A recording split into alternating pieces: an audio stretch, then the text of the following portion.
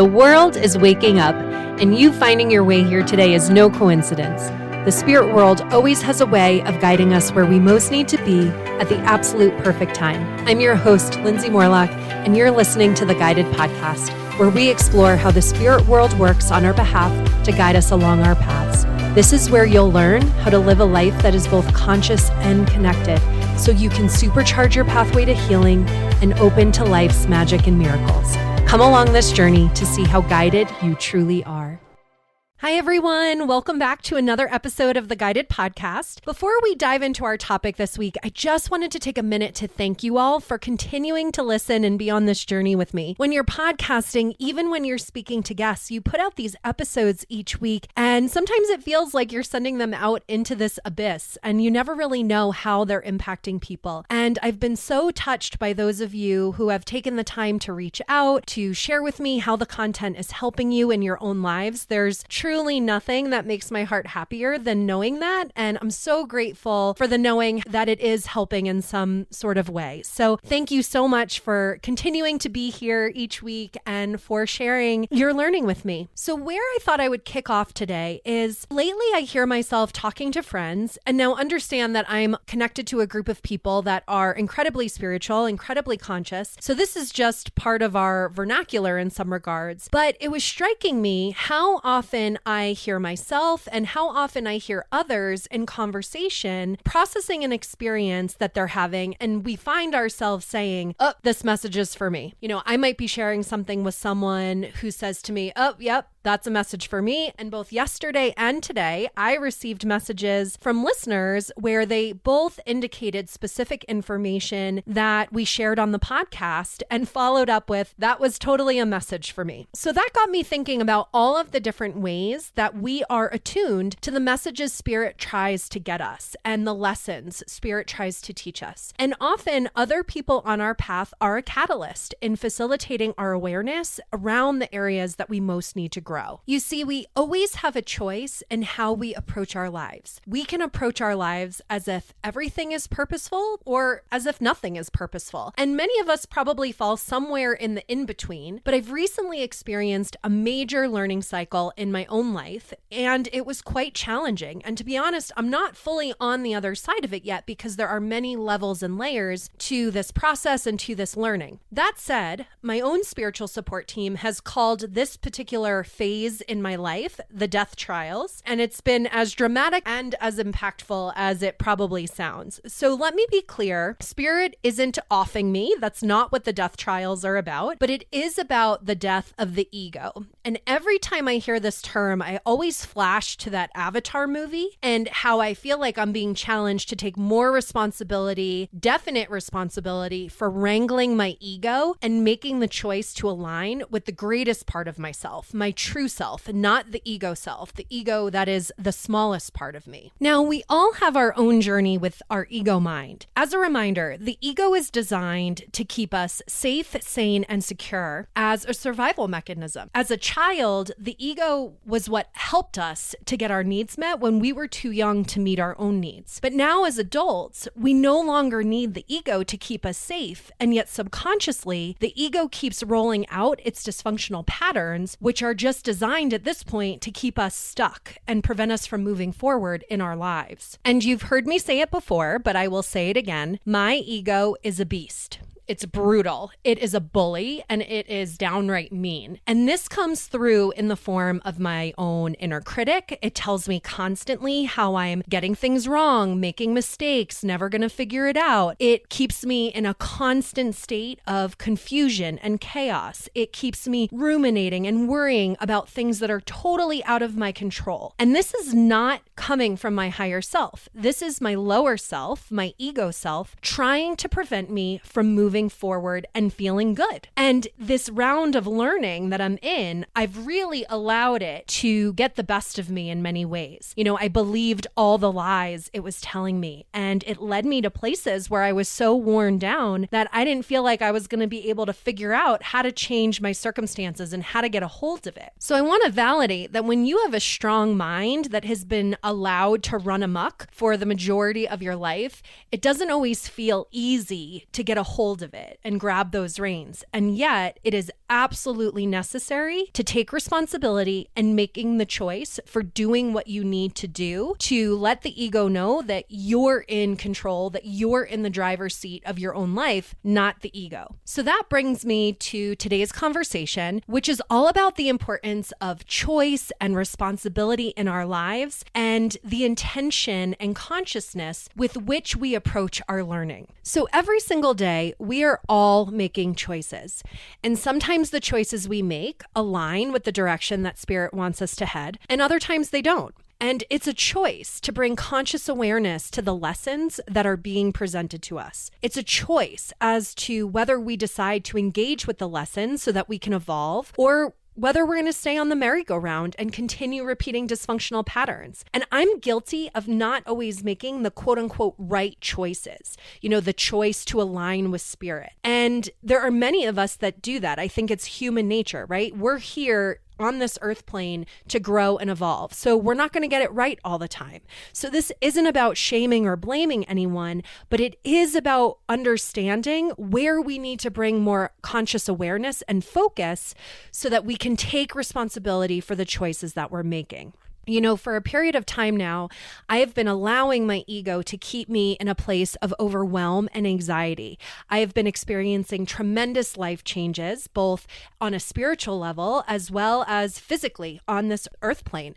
I'm in a period of my life where there is nothing but uncertainty, and I really can't see further than 10 feet in front of me. And that's okay. That doesn't mean that there's anything wrong in my life, but my ego does not like it. My ego wants to be in control. It wants to control what's going to happen, when it's going to happen, how it's going to happen. Sometimes it even pushes to make things happen. And while there are times that I have followed my ego down these pathways, it doesn't serve me when I do that, and it never will. But it is a choice that I have to take responsibility for. And as I work on up-leveling my own life, I have to constantly make the choice about where I'm choosing to align. And for many months now, I have been aligning with my ego's fears and causing a lot of suffering with myself in the process. And where I have now learned to take responsibility is for making the choice in each moment, because looking too far down the road is what causes the anxiety and overwhelm. The changes I'm learning have to be taken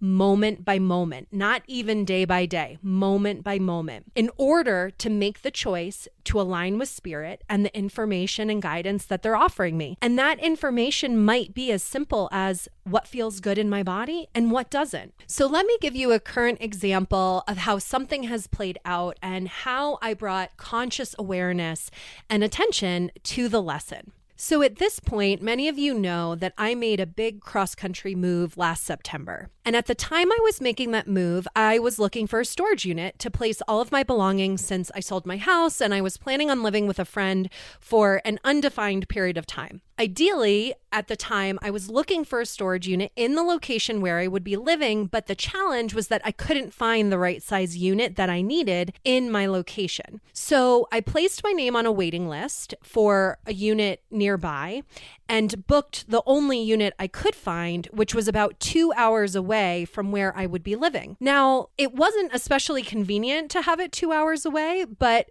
it still worked out perfectly. And now fast forward 5 months later, and I completely forgot that I even put my name on a waiting list at this other location until they called me this past Friday to say that the unit I wanted had become available. Now, I was told by this place that these units in this particular size do not last because they don't have many of them. This is also a climate-controlled area, and so those units are more in high demand than other places. And so they said in the voicemail that they were going to continue to call everyone on their wait list and couldn't guarantee that it would still be available, but that I was welcome to go on their website and book the unit online over the weekend. Well, when I listened to this initial message, my initial reaction was a deep ugh, because quite frankly, I feel like I've spent 2022 and portions of the new year moving myself or helping others move, and the thought of having to move all of my stuff again to another location was not appealing in any way, shape, or form. But the new unit was in the town that I'll be residing in within a few weeks of me moving there. So on some level, it seemed to make sense to move my belongings to a town that I'll be moving and can basically access with much more convenience. However, I also don't have any firm plans for a long-term living situation, so my stuff needs to be in storage for an unknown period of time. And the other factor is that because I've been storing my belongings at the current location, I'm close to hitting the deadline where a renewal of this storage facility could increase my rate. So coming off the wait list, that notification was coming to me at a very interesting point in time. And the new storage facility was offering me exactly what I wanted, exactly where I wanted to be, at a rate at a fraction of the current price. So I'm sharing all of this with you because I want you to have insight into all of the thoughts that were going through my head when I received this voicemail. My ego was all over this. My ego wanted to figure out the situation. My mind was weighing the pros and cons of each unit, each location. My mind was trying to predict what my circumstances would be and when. And the truth is my mind can't even begin to predict how the next months of my life are going to unfold. I have no idea. It's all uncertainty. So what conclusion did my ego draw me to? Rationalizations, also known as rational lies. And all of these rationalizations led me to think things like, well, you're just going to pay more to move your stuff to the new unit. And you don't,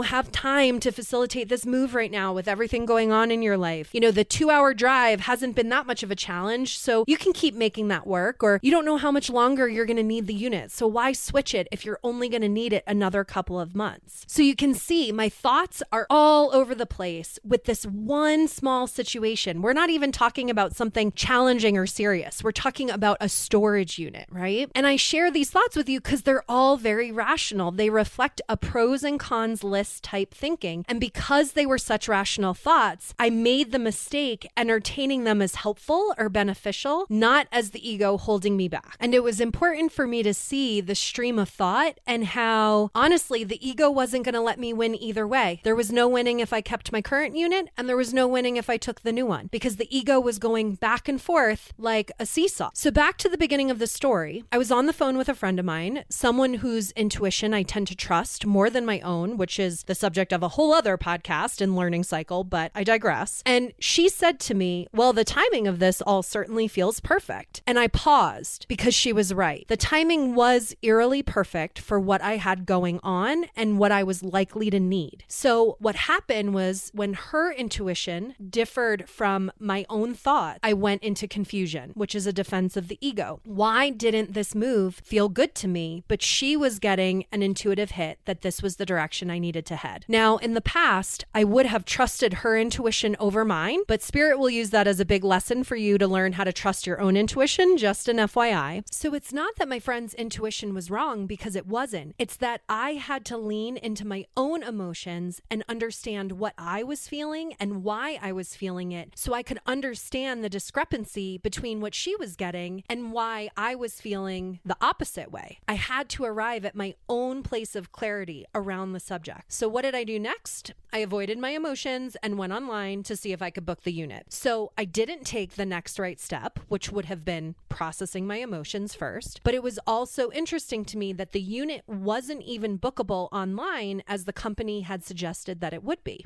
So I took note of that. My ego had created an urgency within me to quick book the unit so I wouldn't miss out on the opportunity. That is where the action over alignment to process my emotions took place. I even justified to myself that it would be worth paying the extra money for the additional unit if I decided to get it, so I could have more time to process my emotions and understand my decision at the risk of losing money, when I could have taken 5 minutes. That's all it takes is 5 minutes to process my emotions and understand the decision I was about to make. So you can see how crazy the ego gets us when we follow it down its path. But this was the total wrong order of things. And even through this learning, I was supported by Spirit beautifully, because the fact is that the website was down, and the fact that the website was down gave me the ability to take a breath, see the error of my ways, which was I needed to get clear within me about what I was being guided to do. And I wasn't clear if I was in a place of feeling rushed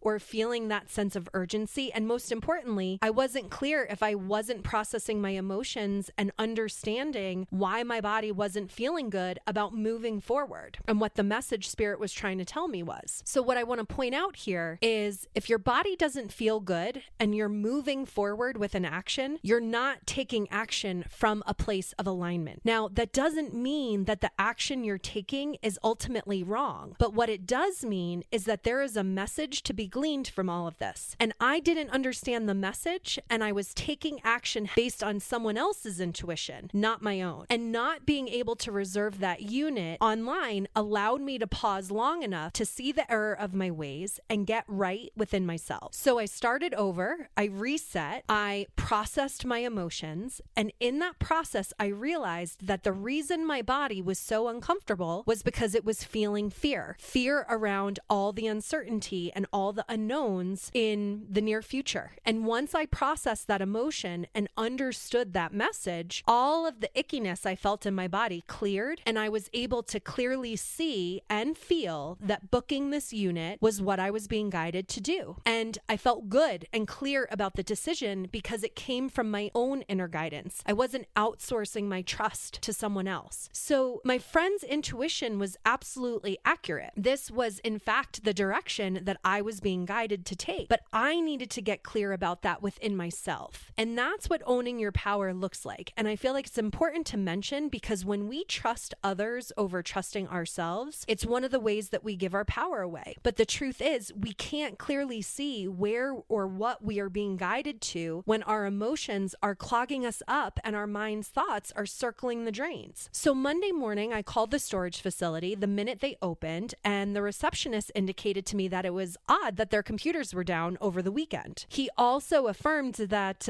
these units don't really last long and how surprised he was that it was still available. So I knew in that moment that Spirit's hands were all over this, and they were literally reserving this unit for me, even as I struggled with my own lessons through it. So the manager says to me, you know what? Our computer isn't working right, so I'm actually going to need you to come in here in person to secure this unit. And he said he could put a hold on the unit for 2 hours if I could get there by then. And I paused and suddenly found myself questioning whether this was actually supposed to happen or not happen. And I immediately felt my body tense up and constrict. And so I took a breath and I asked Spirit for help with the situation immediately. But I was really worried that I was making a mistake. I was worried that I was making the wrong decision. I second guessed myself. I questioned the clarity that I had just felt and was in a state of confusion again around whether I was really following my intuition or not. And so I told the manager, because I lived about an hour and a half away from this facility, I told him that I couldn't get there that day because I was thinking about my schedule for the day. I had meetings scheduled in the morning and in the afternoon. How was I possibly going to get 3 hours in the car plus however long it took me to secure the unit and be able to conduct all of my sessions? So regardless of my mind swirling, I changed my answer with the manager, and I said, you know what? I can get there today, but I can't get there in 2 hours. I need at least 3. So I spoke up for my needs, which is also something I rarely do. And he responded with, you know what? It's not your fault our computers are down. You get here when you get here, and I'll just hold the unit for you until that time. So I felt good about the decision. That seemed like it was all working out. I had just asked Spirit for help, and this man was really helpful to me. And so I jumped in the shower before heading off. Now, sometime in the shower, my mind started going crazy again. And I started thinking, wait a minute, this doesn't feel easy. This doesn't feel effortless. Maybe this is the wrong decision. Maybe this isn't supposed to happen. Am I forcing it to happen? My mind was working me up all over again about this situation. And yet my ego was also disguising those thoughts as inquiry towards some sort of spiritual understanding around flow and synchronicity. So by the time I got out of the shower, I needed to process my emotions emotions again because I had all sorts of fear around the situation because I had allowed my ego to run amok and work me up. So when I was done processing my emotions, Spirit very clearly gave me two important messages. Your inquiring is dysfunctional and you aren't treating yourself in a worthy manner. And it was true. I knew from those messages that my ego had struck again, and I was admittedly annoyed that I got bamboozled by it, but I feel like it's important for people to understand that's my pattern. That's how my ego strikes. And it was really important for me to see all the different stories that it's throwing out and using to derail me. I didn't feel like the thoughts were irrational, but the ruminating that I do is crazy making. Our intuition does not compete with this kind of crazy. Our intuition comes from the place where we relax, where we feel into our body and we allow the information to come through. And when I processed my emotions and I felt clear about the direction, I could have trusted that. I could have trusted that knowing. But instead, I allowed my mind to work me up and I started following the rational lies down that path because I was under the illusion that I was trying to understand how flow and synchronicity work and feeling like I must somehow be doing something wrong because I needed to drop everything and drive an hour and a half away to secure a unit. So this all happened very, very quickly. Despite the long story, it all unfolded very, very fast. But it also really shows me the extent of the wrangling that I need to do with my ego. So the lessons in this for me were very rich, right? I could be witness again to how my ego tries to derail me in both big and small ways. And I can see more clearly now how allowing my mind to run free in this way is not loving or trusting to me and the relationship I have with myself. And it's not loving or trusting of my relationship with Spirit and how they're guiding me. So I got crystal clarity around all of these different ways that I need to be taking responsibility for being focused, even more focused with my ego, and why we can't tolerate anything from the ego. It's so necessary because without it, it just creates so much negative momentum that tanks our energy. Okay, so here's how the rest of the story unfolded. I took the time to get aligned again before I got in the car and made the trip to the storage unit, and I ended up arriving, after all, within the 2 hours he originally indicated.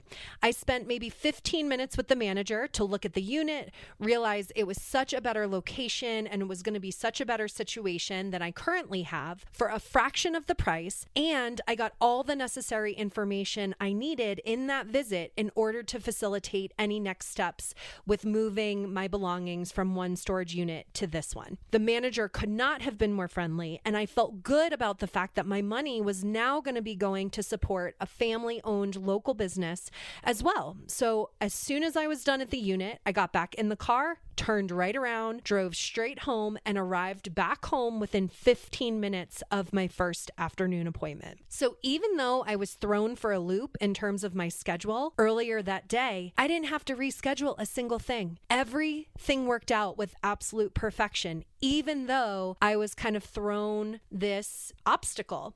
I was even stressed about the cost associated with moving all of my belongings to this new unit within a 2-week period necessary in order not to be charged another monthly fee at the former facility. And I even found a mover who was able to offer me one day that worked perfectly with my schedule and meets the deadline. So I couldn't have made any of this happen if I tried. It all worked out seamlessly. And what I want to make sure is not lost in this message is how beautifully Spirit supported me through this process. This is, I feel like, what we call a blessing and a lesson all in one. I was about to make a decision to not take this storage unit based on rational lies my mind was telling me. But my friend telling me that it sounded perfect gave me the pause I needed at the exact right moment to serve as the catalyst for me moving in the direction that Spirit was guiding me. And even though I didn't take the steps in the order that I know I should have, meaning I should have processed my emotions first,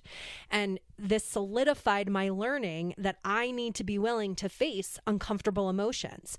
It reminded me of the importance of taking aligned action, not egoic action. It fortified the trust I am working on developing within myself and being able to get myself to a place of feeling clear and knowing my next step, as opposed to feeling like I'm confused all the time, which is another another one of the ego's games. And it reminded me that sometimes there are more cons than pros in a situation, and our intuition is still saying it's a yes. That's how you often know it's intuition, because it doesn't make logical sense. So this is just one tiny instance in the course of my day or my weekend, and it was a lesson served with ribbons and bows. I got the unit. The outcome of this is better than I could have ever planned. All of the pieces ended up fitting together seamlessly. And even though I couldn't see how that was going to happen at the time, I'm now even more clear about the importance of how I need to pay attention to my body and my feelings as I move forward with anything in my life, big or small.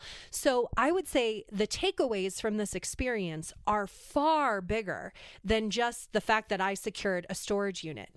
But this is what I mean when I talk about how we get to decide how we choose to approach our life, as if everything is purposeful or not. And in this instance, I could have looked at the hassle of securing a storage unit, but instead I chose to bring much more consciousness to the situation so I could really understand not only the error of my ways, but solidify my learning of what I know I need to do in order to take aligned action. And it actually helps develop more trust in myself, more trust in my spiritual support team, and it will help me in moving forward with more clarity in the future. Did I know these things before? Absolutely. There's no question that I have the understanding and know-how of the steps I should be taking and the order that we're taking them.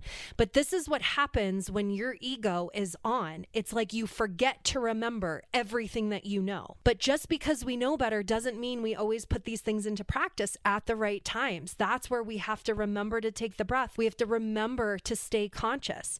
For me, I lean into certain emotions with ease, but there are other emotions that are way too uncomfortable for me to face. Uncertainty is one of them, and fear is what's really associated with the uncertainty. That's one of the harder emotions for me to lean into, so much so that I don't even acknowledge when it's really in me. It feels way too threatening, which means I have to take more responsibility there. I have to make the choice each and every time to lean into those emotions, because I know if I don't, my ego is going to go on fast and furiously and will use everything in the book to try to keep me out of feeling that fear. But everything becomes so much easier and more clear, not only when we see the antics of our ego, because we can stop the thoughts in our tracks before they even gain momentum, and when I notice the emotion within me, right? It's easier to get clear when we get right within ourselves